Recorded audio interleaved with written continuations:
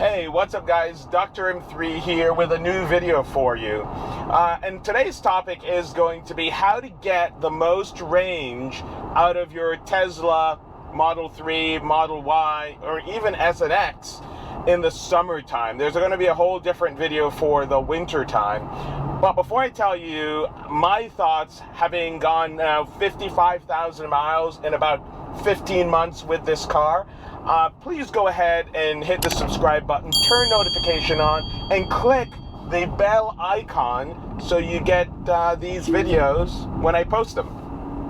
Now, the reason why I wanted to talk about this topic is because it's one of the most common questions that I get from non-electric vehicle owners, or even from new electric vehicle owners trying to figure out, how do they get the maximum range? Now, I have the Tesla Model Y Performance, and I think when I first bought the car, ranges, at least what they tell you online, is 305 miles or something like that. I think if I charge now to 100%, I get more like, I think 298. So for 55,000 miles over 15 months, and not much in battery degradation, I think. But like I said, most people, when they ask this question, they're really interested in range, and they're worried about range anxiety and so on. So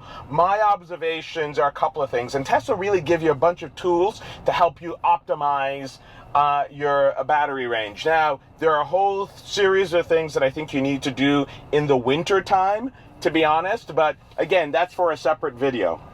So what are some of the things that you can do in the summertime to help with your range? Well, as you can imagine, most of us probably park outside. It's hot outside, and so by the time we get to the car, it's pretty hot inside, and trying to use climate control to cool the car down in those instances may be pretty hard. In fact, one of the things you may want to do is overheat control. So that is a function that you can use in your Tesla app, so that when the interior gets too hot, if it's sitting out in the sun, it will use the HVAC, the air conditioning, to cool the interior down. Well, of course, that's going to use your battery a little bit. So you may want to turn that off.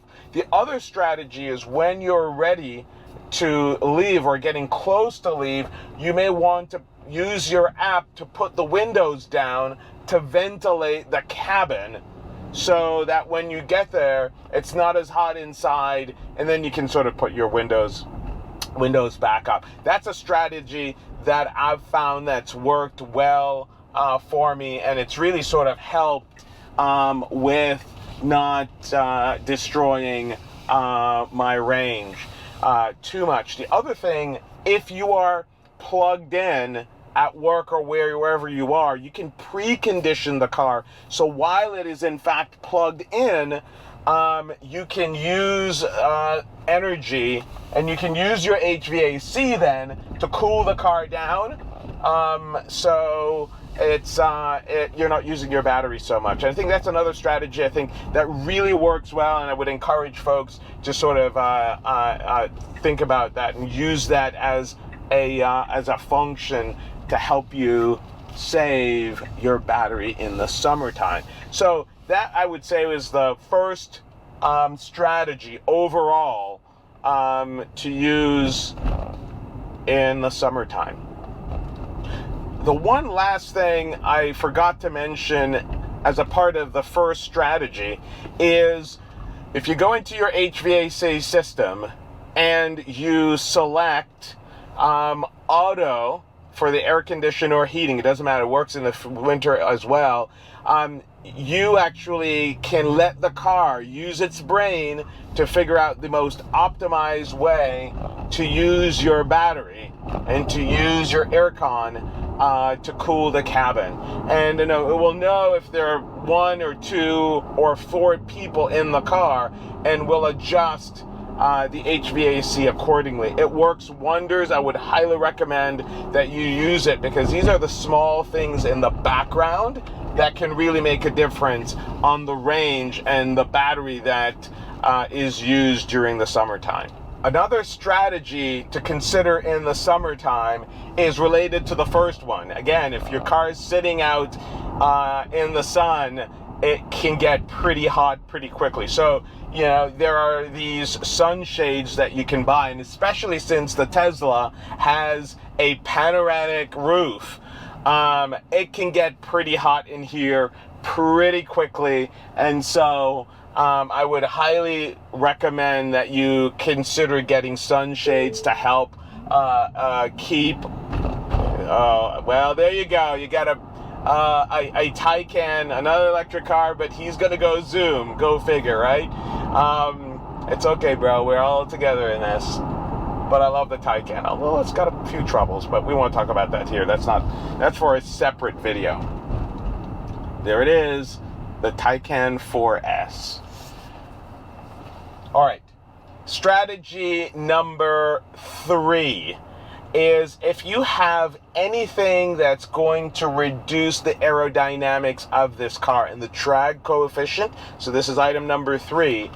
The drag coefficient of this car, you need to remove it during the summer, unless you need to absolutely have it. So if you have a roof rack with a box on top, remove it when you don't need it, because that's killing the aero on this car. This car is optimized for aerodynamics, and that's the way it kind of looks the way it does. It's not always the most attractive. Some people don't necessarily like it, but that's why it looks the way it does.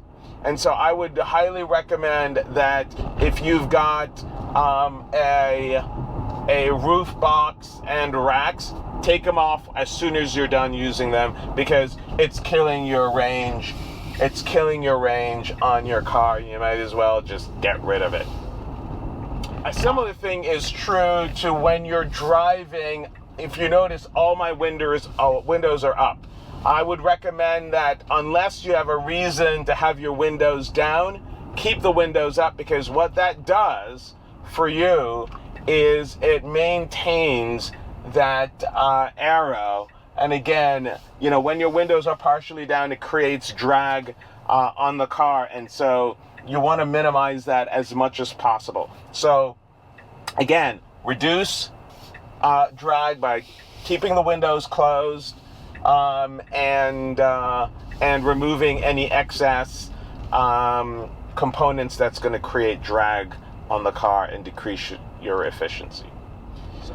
The next item is a little bit softer. I believe in this. I've actually seen it happen. And I would recommend a couple of things. Your tires are absolutely important.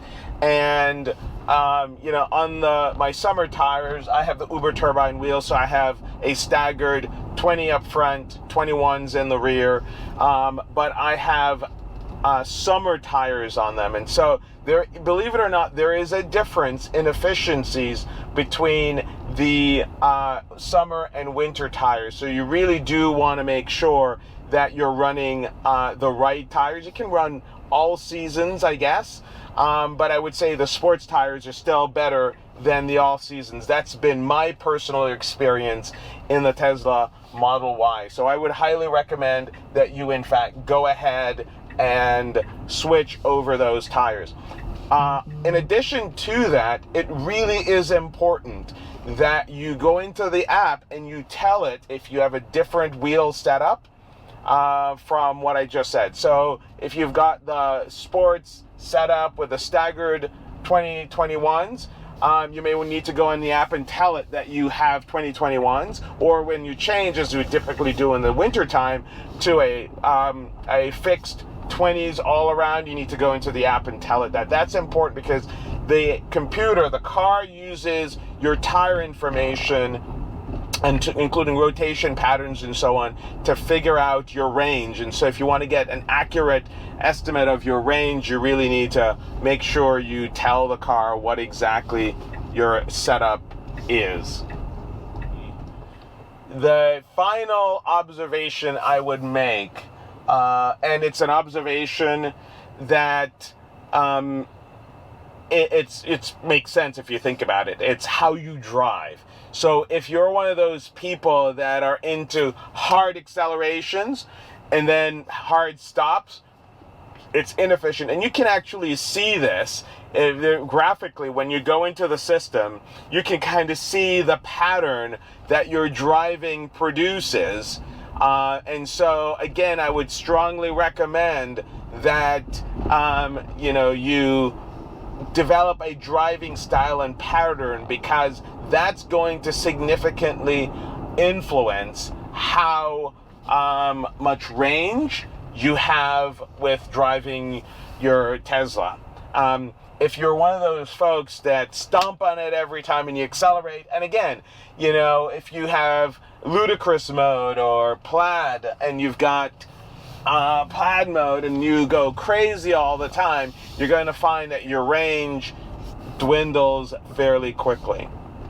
The other thing I would say, having driven this car for 55,000 miles in such a relatively short period of time, is that the more you use autopilot when you can, the more my range appears to be, because I think the car accelerates and decelerates at a more efficient rate. So use the autopilot, especially if you're on longer rides, as much as you can.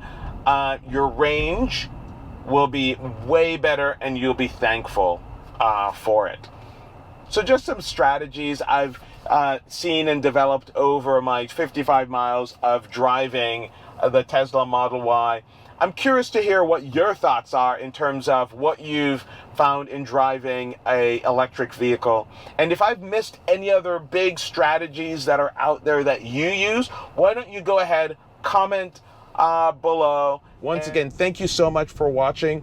Go ahead and hit the subscribe button, turn notifications on, and turn the bell icon on so you get notified every time I do one of these videos.